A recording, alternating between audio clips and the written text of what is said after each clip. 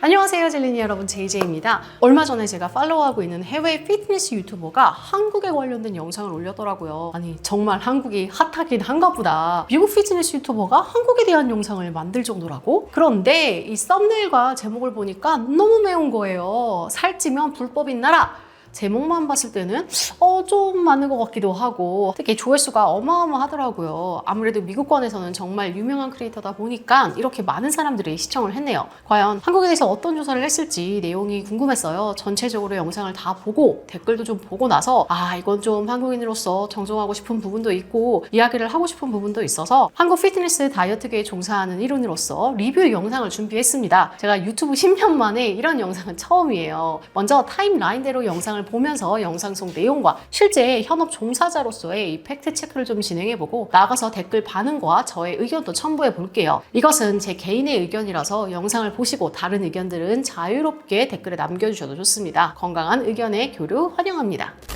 먼저 첫 오프닝은 한국의 어느 공원에서 시작돼요. 일단 이 공원이 청운공원이라는 곳 같은데 찾아보니까 정말 있더라고요. 뱃살 체크를 해보자 라는 취지인 것 같은데요. 영상 속에서는 어떻게 표현하는지 볼게요. 한국의 모든 공원에 이런 시설이 있다. 네, 저는 처음 봅니다. 실제로 이게 진짠가 해서 검색도 해봤어요. 그리고 이야기하는데요. 이것은 정서적 상처를 게임화한 것이다. 저는 이 표현이 이 영상 전체의 문제를 잘 보여준다고 생각합니다. 같은 장면을 두고 해석을 너무 멀리 가는 거예요. 한국인의 입장에서 보면 이 구조물은 사람들에게 수치심을 주기 위한 장치라기보다는 공공장소에 설치된 조금은 촌스럽고 조금은 장난스러운 건강 캠페인 시설물에 가깝습니다. 이 시설의 원래 맥락을 영상처럼 외모 검열을 일상화하는 국가적 장치처럼 해석하는 것은 과하다고 생각을 합니다. 한국에서 이 뱃살이라는 단어는 미용적인 의미로도 쓰이지만 성인병, 복부비만, 내장지방, 건강검진 결과 등과도 연관이 되는 단어이기도 해요. 질병관리청 국가건강정보포탈에서도 비만은 건강에 문제를 일으키는 상태라고 설명하고, 한국에서는 허리둘레가 일정 이상이면 복부 비만으로 정의한다고 안내하죠. 또 비만은 고혈압, 당뇨 등 각종 성인병의 위험을 높인다고 설명합니다. 그러니까 이 구조물은 한국의 정서에서 보자면 너 못생겼어, 몸매가 별로야 라는 메시지보다는 뱃살은 건강과 관련이 있으니 운동하자 정도의 공공건강 캠페인에 가깝습니다. 영상에서는 본인이 운동을 열심히 하는 몸임에도 불구하고 이 시설 기준에는 통통한 단계에 들어간다고 말합니다. 그리고 이것을 한국의 비현실적 미적 기준을 보여주는 사례처럼 설명하죠. BGM도 아주 심각해요. 그런데 이 부분도 저는 논리적으로 맞지 않는다고 봐요. 첫째, 일단 이 시설은 의학적 측정 도구가 아니죠. 한국에서 실제 비만이나 복부 비만을 확인할 때에는 병원, 건강검진, 인바디, 허리둘레 측정, 혈액 검사 등등을 활용해요. 공원에 있는 철제 구조물을 통과해보는 것으로 누군가의 건강 상태나 비만 여부를 진단하지는 않습니다. 둘째, 그는 한국 남성도 아니고 한국 여성도 아니고 한국인의 평균 체형을 대표하는 사람도 아니에요. 성별도 다르고 인종도 다르고 체격 조건도 다르고 운동 경력도 다릅니다. 그런 사람이 이 구조물을 통과해 본 다음에 나는 운동을 많이 하는데도 통통하다고 나온다. 그러니 한국 미적 기준은 비현실적이다 라고 말하는 것 자체가 너무 자기 위주식 해석이에요. 따라서 영상에서의 흐름처럼 이를 한국의 바디쉐이밍 문화와 직접적으로 연결하거나 나아가서 아이들에게 왜곡된 신체 기준을 주입하는 정서적 상처를 게임화한 외모 검열이라고까지 연결시키기에는 이 한국의 문화적 이해를 도외시한 외국인의 시선과 입장에서의 주장으로 느껴집니다. 이 도입부는 특히 외국인 시청자들에게 한국이 이렇게도 이상한 나라야 라는 인상을 주는 연출에 가깝다고 생각해요. 저는 이 첫 장면부터 바로 그 점이 아쉬웠습니다. 오히려 저는 이 지점에서 문화 차이를 설명했으면 훨씬 더 좋았을 것 같아요. 그러면서 한국 시가지의 제로 칼로리 음식점을 돌아다니면서 한국의 식단 환경이 다이어트하는 사람들에게 얼마나 최적화되어 있는지 언급해요. 이건 맞말이죠. 맞는 말이야. 한국은 제로뿐만이 아니라 닭가슴살 제품도 정말 다양하고 스테이크부터 만두까지 정말 대단한 제품이 많아요. 그런데 이건 꼭 한국 사람들이 다이어트에 미쳐서 뿐만이 아니라 이 식음료 산업 자체가 유행을 따라서 우후죽순 물건을 출시해내는 철새 소비, 경쟁적인 마케팅 문화, 건강과 몸매 관리에 대한 관심 모두가 섞여서 만들어진 결과물입니다. 한국은 소비에 있어서 유행과 트렌드에 민감하니 허니버터 칩이 유행한 후로 5만 가지 허니버터 맛이 생기고 말차가 유행하면 5만 가지 말차 맛이 순식간에 만들어지는 나라예요. 단지 제로, 건강식뿐만이 아니라 탕후루, 대왕 카스테라 다들 아실 거예요. 이게 몸매랑 무슨 상관이 있습니까? 그러다 문제의 게스트가 등장해요. 아무래도 한국에서 현지인 목소리를 제대로 듣고 싶어서 한국인을 섭외한 것 같습니다. 한 남성분이 나오셨는데 이후 이 한국의 뷰티 스탠더드에 대해서 이야기를 하는데요. 여기서 한국 남성의 뷰티 스탠더드는 외국과 크게 다르지 않다고 하는 반면 여성의 경우는 완전히 다르다며 자료를 보여줍니다. 코의 각도와 길이까지 모두 계산해서 이 황금 비율에 맞아야 한다. 뭐 이런 내용이죠. 더불어 이제 한국 여성들이 가장 많이 하는 시술 중 하나가 가슴 수술인데 마른 몸에 언밸런스한 가슴을 만드는 이런 뷰티 스탠더드가 가장 최악의 영향을 주고 있다라고 이야기합니다. 그러니까 한국 여성 체형이 가슴이 발달되지 않아서 수술을 한다. 그래 인정. 근데 그러면 안 된다라는 법이 있어요? 그게 우리 미감이고 취향일 수도 있는 거잖아요. 아니 그렇게 따지면 서구권은 BBL도 많이 봤는데 한국인 눈에는 그게 너무 부자연스럽거든요. 이 허벅지는 얇은데 엉덩이만 막 이만하게 있는 게. 그리고 이 가슴 확대 수술은 미국이 더 압도적으로 많이 해요. 2015년 기준 같은 인구 대비 거의 6배에 달합니다. 이게 비단 한국만의 문제인가요? 아니면 일부 바디 성형을 하는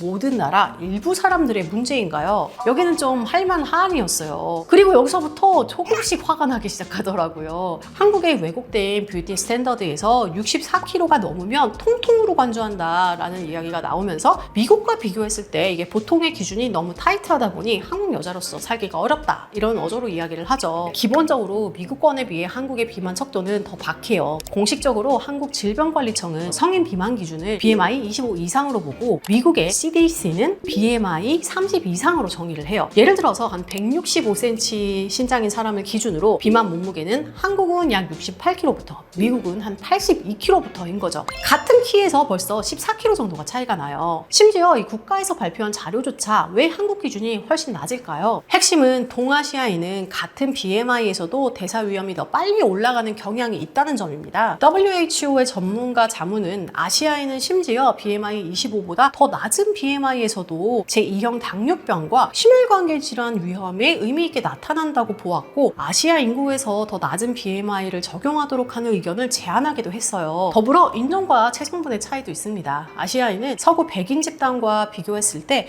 같은 BMI에서도 체지방률이 더 높거나 내장지방, 복부지방 비율이 더 높게 나타나는 경우가 많아요. 즉 한국인은 미국 사람들에 비해서 비만에 더 취약하고 더 낮은 몸무게를 유지하는 것이 자연스럽게 세팅되었을 확률이 높습니다. 같은 키라도 몸무게를 더 낮게 유지하는 편이 더 건강하죠. 우리는 다른 인종이고 다른 유전적 처리로 같은 음식도 다르게 대사하며 취약한 부분과 강한 부분도 모두 서로 달라요. 그래서 한국 사람들은 건강 유지 측면에서 정상 체중조차 미국보다 14kg나 낮게 설정하는 거예요. 우리가 몸무게가 덜 나가는 이유는 단순히 한국이 마름에 집착하는 뷰티 스탠다드 때문이다 라고만 말하기는 어려워요. 물론 미적 취향도 있을 거예요. 아시아권 나라는 좀 더 슬림하고 마른 체형을 선호합니다. 이건 그냥 그들의 취향인 거예요. 또 모든 인구가 다 그렇게 극단점을 지향하지도 않습니다. 저희의 취향을 좀 존중해 주세요. 미국은 글래머러스하고 태닝된 피부 좋아하잖아요. 그걸 위해서 성형도 많이 하고요. 다시 한번 취향입니다. 그러면서 이제 거리를 돌아다니는데 각종 간판들과 성형외과들을 찍었는데 이곳은 약간 이 성형 밀집 지역입니다. 렌즈 브랜드 경우에 일단 다 영어이고 외국인 관광객도 유독이 꽤 많은 곳이에요. 참고로 한국 성형외과를 찾는 외국인은 연간 23만 명 정도라고 해요. 즉 내국인만으로 운영되는 규모가 이제는 아닙니다. 조금 놀랐던 건 헬스장의 배너를 보고 이렇게 이야기하는 거예요. 이 완벽한 몸을 보면서 나는 동기부여는커녕 자괴감을 느껴. 정말 문화 차이가요 이렇습니다. 그러니까 한국 헬스장이 얼마나 경쟁적이에요. 미국 헬스장 저런 거 필요 없거든요. 이 큰 땅덩어리에 많은 인구에 그냥 열어두면 너도 나도 나눠 먹고 사는 게 미국이라면 우리나라는 뭐든 다 파일을 두고 나눠 먹기잖아요. 그러다 보니까 경쟁적으로 배너에 트레이너들 몸 사진도 포토샵해서 올리고 비포 애프터도 올리고 이렇게 되는 거죠. 마케팅의 방식 자체가 다릅니다. 모든 사업 영역에서 이건 다 똑같아요. 그러다 이제는 하다 벽에 붙은 광고 포스터 속의 인물이 이 내추럴이 아니라고 하면서 이 두 남자가 성형 평가를 해요. 코끝에 뭐를 넣었을 거다. 여기 각도가 만들어진 각도 같다. 뭐 이런 각도를 타고나기는 상당히 힘들다. 근데 광고 모델이면 셀럽이잖아요. 성형수술 미국은 안 합니까? 그리고 포토샵도 있어요. 특히 상대방의 얼굴에 대해서 뭐 성형 유무 등등을 이야기하는 거 미국 기준에서는 좀 무례한 건 아닌가요? 이거는 한국 기준에서도 장면이 좀 불편했습니다. 한국 여자들이 렌즈 안 쓰면 밖에 나가기 힘들다라고 이야기를 하는데요. 저도 한국 여자고 여고 여대 여태까지 정말 많은 한국 여자분들 만나봤지만 렌즈 안 끼면 밖에 못 나간다 하는 성인 한국 여성 진짜 못 봤어요. 길거리 돌아다니면서 옷이 얼마나 작은지 이야기합니다. 이게 프리사이즈라는 것에서 기함을 해요.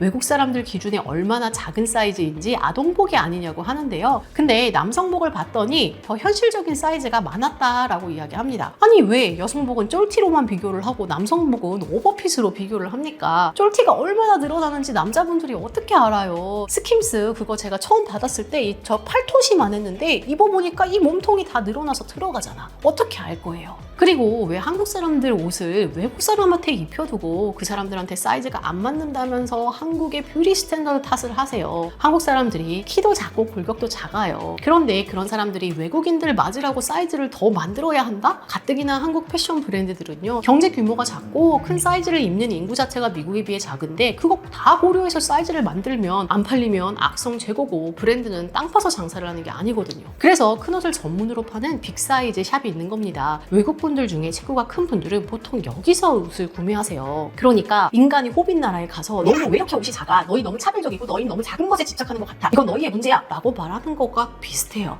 물론 저희가 호빗이라는 것은 아니고요. 그 정도의 차이가 좀 있다는 겁니다. 한국의 어느 한 클리닉에서 이제 지방분해 주사에 대한 이야기를 하는데요. 잘 먹고 잘 운동하면 필요 없는 건데 왜 이런 게 필요한 거냐라는 원론적인 이야기를 게스트분이 하시는데, 일단 그거는 이제 운동만 하는 트레이너에서의 입장인 거고, 심지어 운동을 하는 여성분들도 여자라면 이 지방의 비대칭적인 분포 때문에 내가 원치 않는 부분에 남아있는 지방이 있을 수도 있어요. 지방분해 주사는 일부 그런 분들에게 수요가 있습니다. 특히 결혼식이나 어떠한 특정 이벤트 때문에 좀 노출을 해야 할 때 시간을 많이 두고 다이어트를 못 하시는 분들이 사용하기도 하죠. 근데 이게 한국만의 문제냐? 아니요, 미국에 더 많아요. 애초에 이 약이 어디서 왔겠어요. 제가 얼마 전에 그 LA에 거주하는 셀럽을 만났습니다. 미국의 트렌드가 전에는 좀 더 볼륨 있는 스타일이었다면 최근에는 좀 더 스키니한 몸이 유행한다고 하더라고요. 그래서 저는 그럼 너네 되게 운동 열심히 하겠네 라고 물어봤더니 No, 인젝션 주사로 뺀다고 하더라고요. 그럼 저도 똑같이 그 친구의 말을 인용해서, 아니 미국 나라 전체가 뷰티 스탠더드에 미쳐서 주사로 살 빼는 나라라고 이야기를 해도 이게 맞는 걸까요? 심지어 여기서 의사분 인터뷰를 했는데 대부분 고객이 40대에서 50대가 오신다고 하고 그중에 마른 사람은 별로 없다고 하죠. 그는 전문가로서 오히려 서구권의 뷰티 이미지와 문화가 더 위험하고 건강에 극단적이라고까지 이야기합니다. 하지만 이걸 듣고도 이 의견을 반영하지 않아요. 안 들려. 이후에도 영상의 기조는 계속해서 한국은 왜 마른 몸에 집착하는가로만 쭉 이어집니다. 좀 보다가 또 다시 왜 한국 사람들은 마른 것이냐라는 질문이 재차 나오는데요. 애초에 이 질문 잘못되었어요. 아시아 사람들은 태어나길 미국 사람보다 말랐습니다. 미국 사람들의 입장에서는 한국뿐만 아니라 아시아권 모든 나라 사람들이 말랐어요. 왜냐고 물으면 그들이 먹는 방식, 유전자, 대사 속도, 행동 양식, 재반에 관한 다름을 인정해야 합니다. 이것은 비단 몸매에 대한 대한민국의 문제적 취향만으로 설명하기는 어려워요. 왜냐하면 한국이 아닌 모든 아시아 국가가 미국에 비해 말랐고요. 심지어 한국은 가장 마른 나라도 아니거든요. 한국의 비만율은 일본보다 높고 베트남의 4배 이상에 달합니다. 한 한국 남자분이 인터뷰에서 이야기한 부분이기도 한데요. 한국에서 과체중이 되지 않는 것은 자기관리, 노력의 범주로 받아들여지는 문화가 있죠. 이것 때문에 과체중은 오히려 건강관리를 못하는 것, 즉 자기관리를 못하는 것이라는 인식도 있는 거죠. 단순히 뷰티 스탠더드의 문제로만 보기는 또 어렵다는 거예요. 실제로 체중을 유지하면 관절이 건강해지고 신체 건강이 유지되니 더 좋다는 인터뷰도 있었어요. 그런데 역시나 그냥 지나가죠. 결국에 한국 현지 인터뷰에서는 이 영상에서 말하고 싶은 병적 마름의 집착 현상과는 다소 연결짓기 어려운 맥락의 인터뷰만 나오더라고요. 그럼에도 불구하고 불도도처럼 나아갑니다. 전 K-팝 출신 아이돌과 인터뷰를 진행하게 되는데요.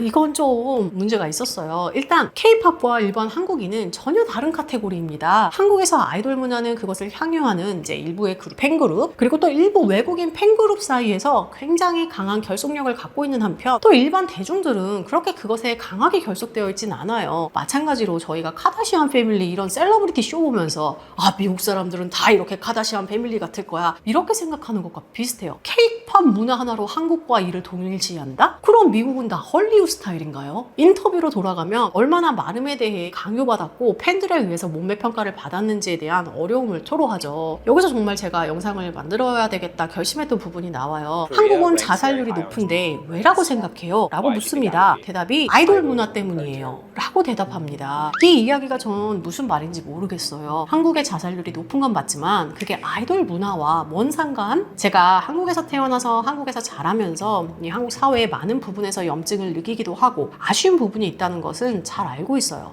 하지만 이건 아니죠. 다시 질문이 나옵니다. 한국의 자살률이 계속 올라가고 있는 것이 K-팝 문화와 관련이 있다고 생각하나요? 여기에 예라고 대답하죠. 이걸 본 이 500만 명의 외국인들 무슨 생각을 할까요? 한국 사회의 정신건강 문제는 훨씬 깊고 무겁습니다. 그걸 한 장면, 한 인터뷰, 한 개인의 의견으로 단순화하는 것은 오히려 이 한국 사회의 진짜 문제를 가리는 방식이 되고, 나아가서 저는 인터뷰에서 이 답변을 유도하는 방식에서는 좀 불쾌감을 느꼈어요. 저 또한 한국 K-팝 문화에서 마른 몸과 완벽한 얼굴을 강요하는 것은 좋은 방향이 아니라고 생각해요. 이것을 일본 한국 성인들은 과연 어떻게 생각할까요? 대부분이 마른 몸과 건강하지 못한 다이어트 방식에 우려를 표합니다. 한국 사람들이라면 다 알 거예요. 그리고 아이돌 외모 평가가 과연 한국 내에서만의 문제일까요? 해외 팬들은 마르면 말랐다고 조롱하고 막상 살이 좀 붙으면 또 관리를 안 한다고 비난해요. 이런 글들이 레딧이나 커뮤니티에 많습니다. 결국 한국과 다름이 없어요. 미국의 셀러브리티 문화도 크게 다르지 않죠. K-팝은 기획사, 팬덤, 무대, 직캠, 사인회 등을 중심으로 외모 평가가 이루어진다면, 미국은 기존의 파파라치, 레드카펫, 리얼리티쇼, 타블로이드, SNS 등등 중심으로 외모 평가가 이루어집니다. K-팝 이전에 헐리우드이 있었어요. 아이돌과 셀럽들은 이를 소비하는 대중들에게 상품으로 여겨지고 있는데, 이건 전 세계적인 문제로 결국 인간의 본성과 기술 그리고 상업성이 한데 어우러져서 나타나는 현상이라고 생각해요. 비단 한국만의 문제가 아닙니다.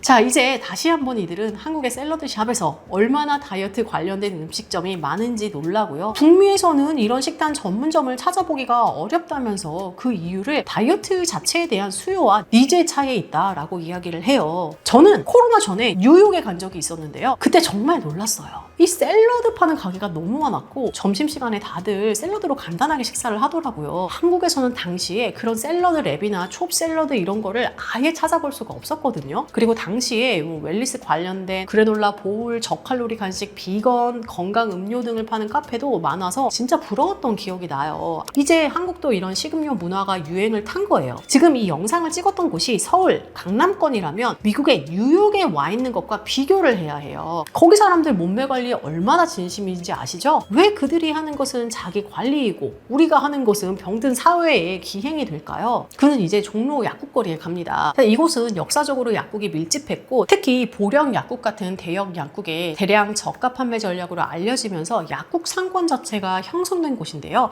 그걸 모르고 영상을 찍다 보니 대체 왜 이렇게 약국이 많은 건지에 대한 의문이 표현될 수밖에 없어요. 이제 병원에서 얼마나 빨리 위고비를 처방받을 수 있는지 테스트해요. 이들이 방문한 병원을 좀 찾아봤더니 종로에 위치한 그 위고비 처방으로 유명한 병원이더라고요. 한국 중에서도 사람이 가장 많은 병원 중에 하나예요. 한국 리뷰를 좀 찾아봤는데 정상 체중이면 처방을 안 해준다라는 리뷰가 많았어요. 그가 가장 놀란 포인트는 일단 의사 대면 진료가 너무 빠르고 10몇 분 만에 처방 전에서 약까지 받을 수 있다는 거. 근데 이거는 미국인 입장에서 놀라운 게 맞죠. 미국은 초진만 하더라도 수주를 기다려야 하고 예약 자체가 오래 걸리는 경우도 많아요. 약을 수령하는 것도 보통 보험 승인 여부 등에 따라서 수일이 걸리기도 하니까 이런 한국 의료 시스템은 미국에 비해서 정말 빠른 거예요. 이건 다이어트 주사제 처방뿐만이 아니라 모든 의료 진료에서 동일합니다. 이후 의사 면담 후에 한국 기준 비만으로 판명이 났어요. 일단 한국 BMI 기준이 미국에 비해서 당연히 낮기 때문에 그의 입장에서는 비만으로 나온 것 자체가 되게 놀랍게 느껴질 거예요. 더불어 의사는 이 사람이 근육량이 일반 한국인에 비해서 또 월등하게 많은, 심지어 외국인이라는 사실을 고려하지 않은 채 단순히 한국 30대 남성을 기준으로 처방을 하고 있었습니다. 이 부분은 저도 정말 아쉬웠어요. 오남용을 막기 위해서라면 최소한 체성분 검사는 필요하다고 생각을 합니다. 아마 체성분 검사를 하고 그를 통해서 처방을 처방을 해야 하는 규정이 있었더라면 이 사람은 체지방률 미달로 처방이 어려웠을 거예요. 현재 한국 내에서 이런 간단한 체중, 키 입력 문진만으로 정상 체중 이하임에도 위고비를 처방받는 것, 저는 명백한 문제라고 생각합니다. 하지만 이 역시 한국만의 문제는 아니에요. 해외 커뮤니티에서도 정상 체중인데 어떻게 하면 약 처방을 받을 수 있는지 서로 묻고 성공 병원이나 방법을 공유하는 게시물들이 많아요. 이건 한국과 똑같죠. 그런데 여기서 다른 점은 미국은 비만약제가 보험 처리가 되기 때문에 이때 사전 검사와 처방이 굉장히 까다롭게 이루어져서 정상 체중은 처방 자체가 어렵고 절차가 굉장히 복잡하게 느껴질 수 있어요. 반면 한국은 비만 치료 목적으로는 아예 보험 처리가 안 되어서 모두 비급여 자기 부담이죠. 이 경우는 처방이 쉽게 이루어지고 있어요. 그래서 진짜 이게 한국의 문제라고 주장하려면 미국의 비급여 처방과 비교해봐야 합니다. 이곳은 약국 사이트인데요. 비급여의 경우 미국은 여기서 그냥 온라인으로 정품 위고비를 주문할 수 있다고 해요. 온라인으로 문진을 통해서 그냥 약을 받을 수 있는 시스템이고요. 아니 한국만큼이나 아니면 어쩌면 한국보다 더 쉬운 시스템일 수도 있겠죠. 그럼에도 꿋꿋한 그의 이 한국의 심각한 약물 오남용이라는 워딩에서 과연 이 사람이 미국의 약물 오남용에 대해서는 얼마나 알고 있을까라는 생각이 자연스럽게 들게 되었습니다. 미국은 애초에 모든 약물에 대해서 한국에 비해서 접근이 훨씬 수월해요. 현재 미국에서 난리가 난 이 펩타이드 약제들, 한국에서는 안정성 이유로 아예 들어오지조차 않았죠. 애초에 위고비 마운자로 제조사가 한국이 아니잖아요. 그 약 주 영업처는 미국과 유럽입니다. 모니터링 강화 어떻게 할 건가요? 계획이 있긴 있을까요? 전체 영상은 한국의 비정상적인 외모지상주의가 사람들의 삶에 타격을 주고 있다라고 이야기하며 끝이 납니다. 저는 한국이 병적으로 마름에 집착한다거나 케이팝 문화가 자살로 이어진다는 이 영상의 논리 흐름과 근거에는 동의할 수 없었지만 결국 외모지상주의 점점 심해지고 있다는 것에는 동의합니다. 하지만 이 또한 한국만의 문제는 아니라고 생각해요. 서구권 혹은 다른 아시아권에서 문제시되는 한국의 미적 기준, 하얀 피부, 마른 몸은 어쩌면 한국인의 취향입니다. 미국 여성들이 큰 엉덩이와 가슴을 미적 기준으로 삼고 이것을 하기 위해서 한 해에 30만 명 이상이 가슴 수술을 하고 엉덩이 보형물과 심지어 스테로이드까지 이용하는 거, 당연히 한국인 시선에서는 이상해 보여요. 최근에 미국 영어권 인터넷에 퍼지고 있는 룩스맥싱 들어보셨죠? 쉽게 말하면 외모를 최대한 개선한다는 뜻인데요. 완벽하게 각진 사각 턱선을 만들기 위해서 막 얼굴을 망치로 때리기도 하고 입속에 임플란트를 넣기도 해서 얼굴과 턱의 모양을 잡는다고 해요. 한국 입장에서는 턱을 크고 각지게 만들려고 뼈를 망치로 때리고 쇠를 박는다? 기야말 일인데요. 하지만 우리는 보통 이것을 문제 삼아서 전체 미국의 왜곡된 뷰티 스탠더드가 너희들의 건강을 망치고 있어, 너희 사회는 병들었어 라며 훈계하지 않습니다. 그냥